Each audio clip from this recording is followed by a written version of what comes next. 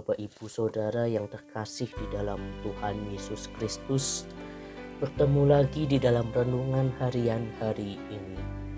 Renungan harian hari ini diambil dari Injil Matius 5 ayat 21 sampai 48. Kamu telah mendengar yang difirmankan kepada nenek moyang kita, jangan membunuh.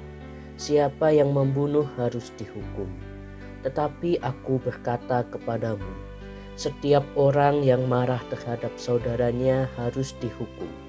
Siapa yang berkata kepada saudaranya kafir, harus dihadapkan ke mahkamah agama, dan siapa yang berkata jahil harus diserahkan ke dalam neraka yang menyala-nyala. Sebab itu, jika engkau mempersembahkan persembahanmu di atas mezbah, dan engkau teringat akan sesuatu yang ada dalam hati saudaramu terhadap engkau, tinggalkanlah persembahanmu di depan mezbah itu dan pergilah berdamai dahulu dengan saudaramu, lalu kembali untuk mempersembahkan persembahanmu itu.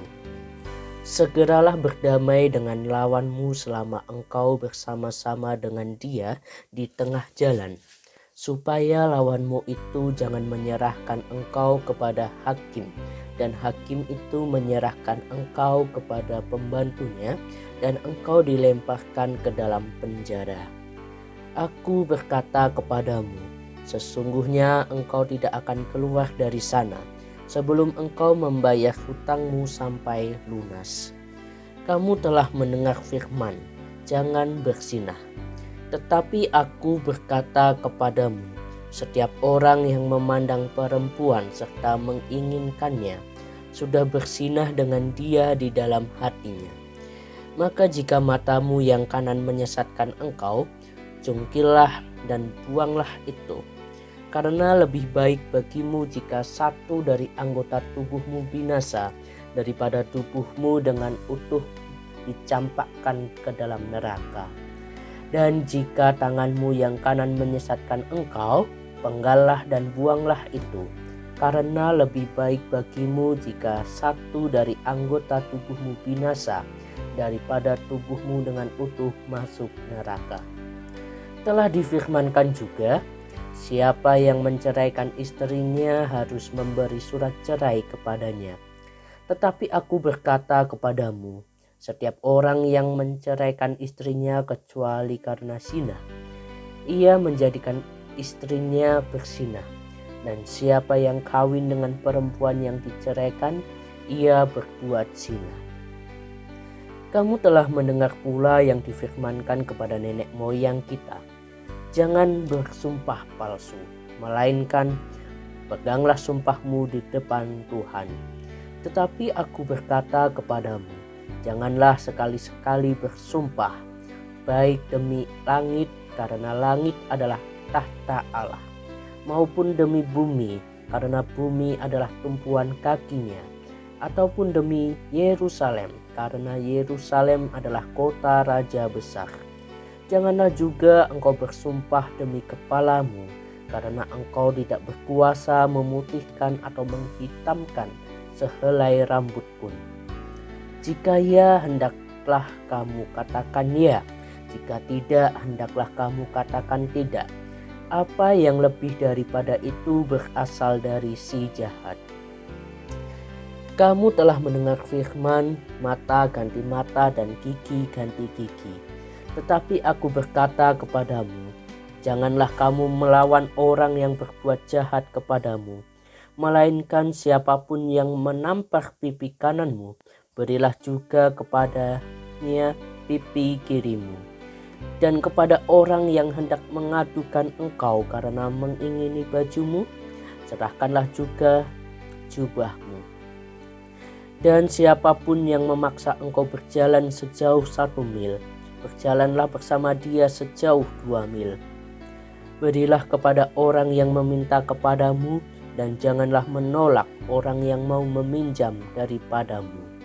Kamu telah mendengar firman, kasihilah sesamamu manusia dan bencilah musuhmu.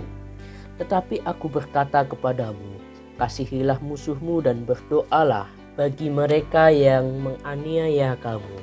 Karena dengan demikianlah kamu menjadi anak-anak Bapamu yang di surga, yang menerbitkan matahari bagi orang yang jahat dan orang yang baik, dan menurunkan hujan bagi orang yang benar dan orang yang tidak benar.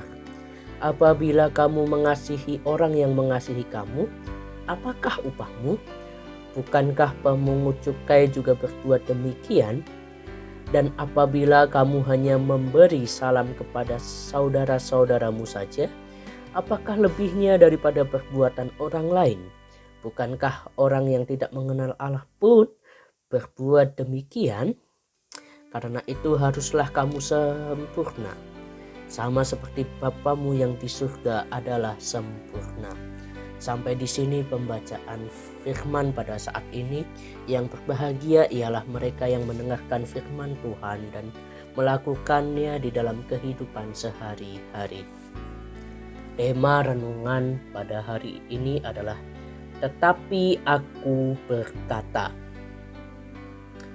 Bapak Ibu Saudara, pada bagian sebelumnya dari Injil Matius 5 ayat 17 sampai 20, kita tahu bahwa kedatangan Tuhan Yesus bukan untuk meniadakan hukum Taurat, melainkan untuk menggenapinya.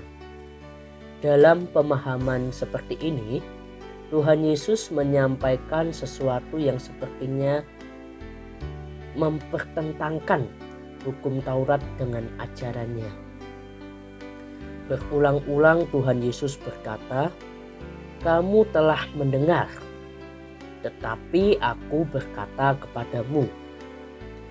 Ketika Tuhan Yesus berkata demikian, bukan berarti bahwa Tuhan Yesus sedang menyangkali atau meniadakan apa yang diajarkan oleh hukum Taurat.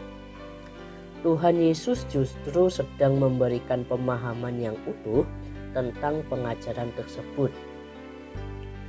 Kecenderungan orang-orang Farisi dan ahli-ahli Taurat adalah menerapkan hukum Taurat secara legal sebagai sebuah kewajiban agama. Mereka melakukannya tanpa pemahaman yang utuh dan dengan hati yang taat. Hukum Taurat sebagai hukum Tuhan diterapkan begitu saja dan mereka dengan mengikuti apa yang tersurat, namun mengabaikan apa yang tersirat.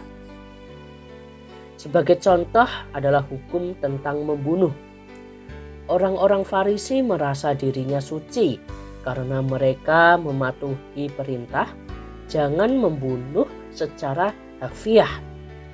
Mereka tidak memahami bahwa makna membunuh bukan hanya sekedar menghilangkan nyawa seseorang. Akar dari suatu tindakan membunuh adalah hati yang penuh dengan amarah. Orang-orang Farisi mungkin tidak membunuh secara harfiah. Namun demikian, hati mereka dipenuhi oleh kebencian dan kemarahan kepada Yesus.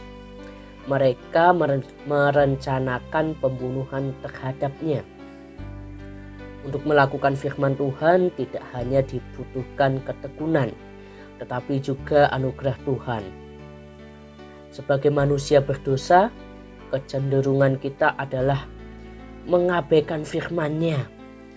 Tuhan Yesus menginginkan kita sempurna, sama seperti Bapa di surga, dan caranya adalah dengan memahami dan melakukan firman-Nya di dalam hidup kita. Kita perlu tekun berdoa, memohon Roh Kudus agar menolong kita dalam melakukan firman dan kehendak-Nya. Amin. Mari kita mengambil waktu untuk bersaat teduh sejenak. Allah Bapa kami yang bertahta di dalam kerajaan surga, sungguh kami bersyukur karena kasih dan penyertaan-Mu di dalam kehidupan kami. Kami mampu untuk merenungkan akan kebenaran firman Tuhan. Tuhan Yesus, mampukan kami untuk kami melakukan firman Tuhan dengan tekun. Berilah anugerah-Mu Tuhan. Sebagai manusia berdosa, kami cenderung mengabaikan firman-Mu. Engkau menginginkan kami sempurna seperti Bapa di surga yang adalah sempurna. Engkau menginginkan kami memahami dan melakukan firman-Nya di dalam kehidupan kami.